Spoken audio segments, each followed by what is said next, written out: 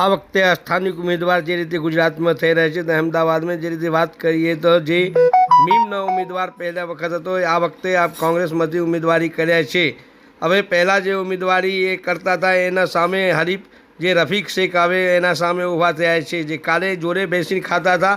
આ વખતે એના ઇલેક્શનમાં હરીફ ગણાઈ આવા છે એવા લાગી રહ્યા છે। જમાલપુર બોલતી આવે જે છે મુસ્તાક ખાદીવાલા ઉમેદવારી કોંગ્રેસમાંથી કરી છે।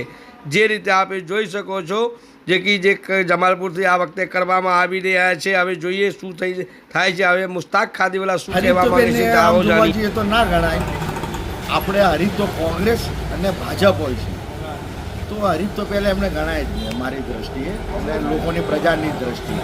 કારણ કે જમાલપુરનો ઇતિહાસ છે કે કોંગ્રેસ જ અહીંયા એમનું ગઢ હતું ને પહેલાંથી વર્ષોથી તમે રેકોર્ડ કાઢશો ને તો એના ધારાસભ્ય બી કોંગ્રેસના બનેલા છે, એટલે આમાં કોઈ શંકાને સ્થાન નથી કે કોંગ્રેસ ના હોય।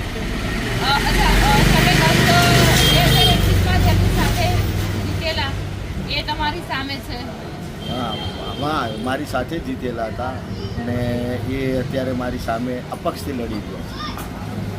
અપક્ષથી લડવું એટલે બહુ કઠિન કામ છે ને જીતવું બહુ અઘરું છે, એટલે આમાં એટલા માટે પહેલાં હું પાછું રિપીટ કરું કે એટલે મારા હરીફ તો એમને ગણાય જ નહીં, મારા હરીફ તો ભાજપને જ ગણાય।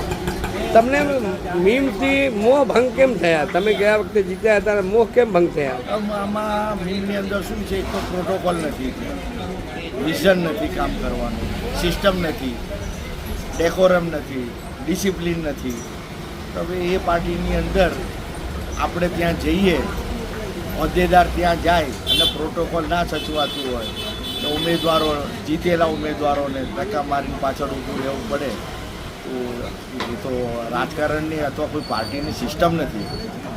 ઘણા લોકો એવું કહે છે જનતાઓ છે કે હાઈકોર્ટમાં ગયા છે, મીમ કોઈ રાષ્ટ્રીય પાર્ટી નથી તો અહીં લડી રહ્યા છે, તો એના લઈને તમારે શું કહેવાનું? એ હવે કોર્ટ મેટર થઈ ગઈ છે, હવે જે આવશે એના સમયની રાહ જોવાની અને જે ફેંસલો આવશે અથવા જે જજમેન્ટ આવશે એ બધાને માટે છે।